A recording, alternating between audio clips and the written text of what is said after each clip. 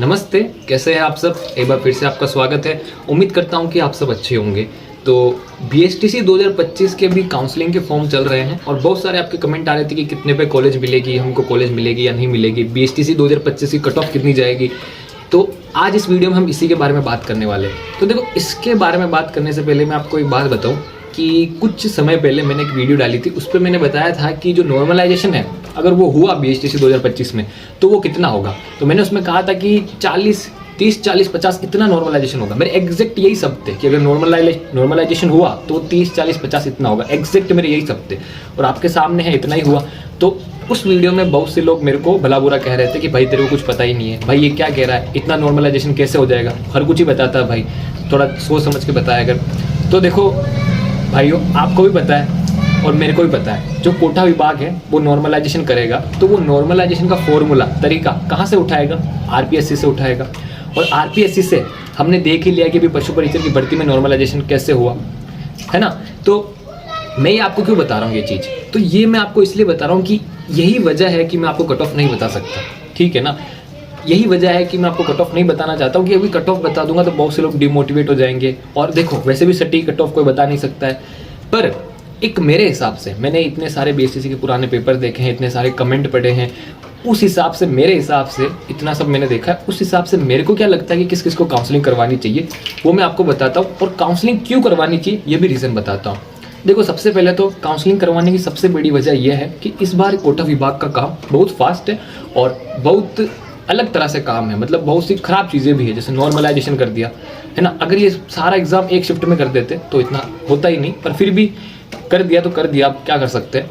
तो यहाँ पे आप देखोगे काम कितना फास्ट चल रहा है। डेट्स जो है ना, उस डेट से पहले रिजल्ट आ रहे हैं, उस डेट से पहले जो है वो आ रहा है, सब कुछ प्रोग्राम आ रहा है। तो इसी के चलते वहाँ पे उस पूरे जो प्रोग्राम है ना, बीएसटीसी 2025 की वेबसाइट पर देखोगे आप, पूरा जो प्रोग्राम है उसमें दिया हुआ है कि एडमिशन के 45 दिन बाद आपकी रिफंड की प्रक्रिया चालू हो जाएगी, ठीक है ना। मतलब थर्ड लिस्ट का जो आएगा, थर्ड लिस्ट आने के बाद जो एडमिशन होंगे थर्ड लिस्ट वालों के, तो उनकी क्या है, एडमिशन की प्रक्रिया चालू होने के 45 दिन बाद आपका रिफंड आ जाएगा। अब थर्ड लिस्ट भी कैसे आती है, सेकेंड लिस्ट भी कैसे आती है, मैं आपको बता दूँ। जो 26,000 कॉलेज है, उन 26,000 सारे पे क्या है, पहले फर्स्ट लिस्ट में अलॉट हो जाएगी, पर उसमें 2 या 3,000 ऐसे बच्चे होंगे जो कॉलेज जाते ही नहीं, रिपोर्टिंग करवाते नहीं है, तो उनकी सीट वापस खाली हो जाती, वही सेकंड लिस्ट में आ जाती है। अब फिर सेकंड लिस्ट में क्या होता है, कुछ लोग वापस 500, 1000 लोग करवाते नहीं, उसकी थर्ड लिस्ट आ जाती है। और थर्ड लिस्ट में भी ऐसा होता है, पर थर्ड लिस्ट के आगे कभी लिस्ट नहीं आती है, ठीक है। तो ये हो गई लिस्ट कैसे आती है, ये भी मैंने आपको बता दिया। तो अब काउंसलिंग क्यों करवानी चाहिए आपको, देखो रिफंड जो है वो आ जाएगा 100 रुपये कट के 2900 रुपये, आपके 3000 में से 2900 रुपये वापस आ जाएंगे। अब बहुत से लोग कह रहे थे कि यार अभी तक 2024 का भी रिफंड नहीं आया, ये नहीं आया, तो मत करो क्योंकि रिफंड आने में देरी हो रही है। अरे तो जिन लोगों के 2024 का रिफंड नहीं आया ना, तो उन लोगों ने क्या है, या तो अपनी बैंक इन्फॉर्मेशन गलत डाली है या वो वेबसाइट पे अपडेट नहीं थे। आप किसी भी परीक्षा की तैयारी कर रहे हो, अगर आप राजस्थान में बीएसटीसी में आप घुस गए या अब आप घुस गए हो, तो आपको क्या है, राजस्थान में हर परीक्षा के लिए अपडेट रहना चाहिए। हर परीक्षा का थोड़ा समय निकाल के ऑफिशियल नोटिफिकेशन पूरा पढ़ना चाहिए, उसके नियम देखने चाहिए, इससे बहुत कुछ सीखने को मिलता है। तो वहाँ पे बीएसटीसी 2024 की ऑफिशियल वेबसाइट पे दिया हुआ है रिफंड स्टेटस, और वो बंद हो चुका है। इसका मतलब सबको रिफंड मिल चुका है।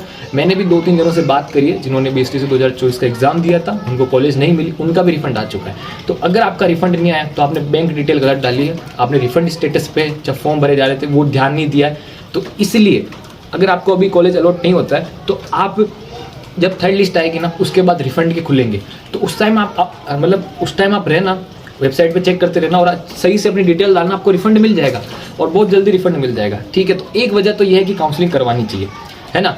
अब दूसरी क्या वजह है कि इस बार क्या हुआ, पीटेट जो बीएड का एंट्रेंस एग्जाम होता है राजस्थान में, उसकी कट ऑफ बहुत कम जाने वाली है। आपने अखबार में भी पढ़ा होगा कि मतलब लगभग सबको वो कॉलेज मिल जाएगी, बहुत कम कट ऑफ जाएगी। सिर्फ 1.5 लाख जने गए हैं उसमें, क्या है मेरे हिसाब से 1.5 लाख होंगे, इतने ही जने उसमें पेपर देने गए। तो देखो कॉलेज ऐसे मिल जाएगी उसमें।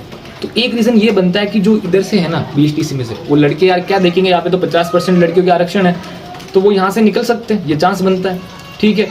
दूसरा चांस क्या बनता है कि इस बार बहुत कुछ ऐसी चीज़ हुई, जैसे नॉर्मलाइजेशन हुआ है, तो परसेंटेज से होगा। क्या है, परसेंटेज से क्या होगा, आपका सिलेक्शन होगा इस बार। जो परसेंटेज में आपके नंबर है वो आपके ओरिजिनल नंबर है, ठीक है। तो परसेंटेज को अगर आप 6 से मल्टीप्लाई करोगे तो आपके नंबर आ जाएंगे और उसी नंबर से आपके क्या रैंक बनी है, ठीक है। तो बहुत से कंफ्यूज हो जाएंगे और इसी के चलते वो काउंसलिंग गलत करा बैठेंगे, फिर वो चांस बनते हैं। और फिर देखो ऐसा भी है जो 26 मानो 26 किसी एक ही कैटेगरी में से टॉप कर लिया, मानो 26 ओबीसी ने टॉप कर लिया, तो क्या सब ओबीसी को कॉलेज मिल जाएगी? नहीं ना, अलग अलग अंदर रिजर्व्ड है। तो आपकी कैटेगरी पे भी डिपेंड करता है कि आपकी कैटेगरी से कितने जने हैं, है ना। तो अब ये सब चीज़ें हैं जो मेरे को लगता है कि कुछ ना कुछ वजह बनेगी, ठीक है। और फिर देखो नॉर्मलाइजेशन हो गया, वरना कट ऑफ कम जाती, पर नॉर्मलाइजेशन इतना हो गया। पर फिर भी मेरा मानना क्या है कि 350 से ऊपर है ना, उनको काउंसलिंग करवानी चाहिए, ठीक है। 350 से ऊपर है उनको काउंसलिंग करवानी चाहिए। और बहुत से लोग तो क्या है कि जिनके 470 नंबर आए ना, वो भी पूछ रहे हैं कि यार मेरे को कॉलेज मिल जाएगा नहीं मिलेगा। तो यार मजे ले रहे हैं, वो तो ऐसे आराम से मिल जाएगा आपको। और बहुत से ऐसे देखना आप 300 नंबर है फिर भी काउंसलिंग करवाएंगे, ठीक है। पर मेरा मानना है क्या है, मेरा मानना क्या है कि अगर आप एक्स वो होता ना क्या कहते हैं, एक्स सर्विसमैन, डिवोर्स, तलाकशुदा या दिव्यांग इस कैटेगरी में है, तो आपको 300 से ऊपर ही काउंसलिंग करवानी चाहिए। और अगर आप बाकी सब कैटेगरी में से हैं तो आपको क्या है 350 ऊपर नंबर वालों को काउंसलिंग करवानी चाहिए। और ये नंबर कैसे होंगे, जो परसेंटेज है उनको आप जब नंबर में कन्वर्ट करोगे 6 से मल्टीप्लाई करके उसके हिसाब से, और रैंक भी उसके हिसाब से बनिए, तो आपको काउंसलिंग करवानी चाहिए। देखो एक होप होती है, एक उम्मीद होती है, ठीक है। अगर मिल गई तो आपका साल बच जाएगा, और नहीं मिली तो आपके 29 रुपये वापस आ जाएंगे, ठीक है। तो इसलिए मेरा मानना यह है कि 350 से ऊपर वालों को काउंसलिंग करवा लेनी चाहिए, ठीक है। इस बार बहुत सी चीज़ें ऐसी हुई, आप सोचो आरक्षण दे दिया गया महिलाओं को, तो इस बार बहुत से जने ये सोचेंगे कि ये काउंसलिंग नहीं करवाते यार, बीएड में घुस जाते हैं। और बीएड में फिर पीटेट में कट ऑफ इतनी कम जा रही है, हर एक को सिलेक्शन मिलेगा, आपको पता है, मतलब हर दो में से एक को मिलेगा, है ना। आपने अगर अखबार में पढ़ा हो तो पीटेट में ये हो गया, फिर नॉर्मलाइजेशन का प्रोसेस दे दिया, तो परसेंटेज में नंबर दे दिए। बहुत से लोग यहाँ से कन्फ्यूज हो रहे हैं, है ना। तो ऐसी चीज़ों को देखते हुए मेरे हिसाब से मैं कह रहा हूँ कि 350 से ऊपर है उनको काउंसलिंग करवानी चाहिए। अब देखो 350 से ऊपर वो काउंसलिंग करवाएंगे, अगर उनको कॉलेज नहीं मिली तो वो वापस आके मेरे को कहेंगे कि भाई तूने कहा था यार 350 से ऊपर काउंसलिंग करवा ली, कॉलेज मिली नहीं, गलत बताता, ये बताता है।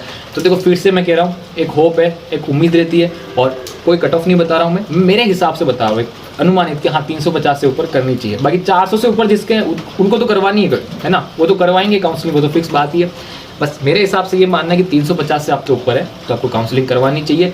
और अब देखना जब अलॉटमेंट होगा तो बहुत से लोग आके मेरे को कहेंगे कि भाई तूने कहा था यार 350 से ऊपर करवानी है, ये करवानी वो करवानी है। पर मैं फिर से वही चीज़ कहूँगा, होप, है ना। और आज के लिए बस इतना ही, आपका बहुत बहुत धन्यवाद, मिलते हैं नेक्स्ट वीडियो में।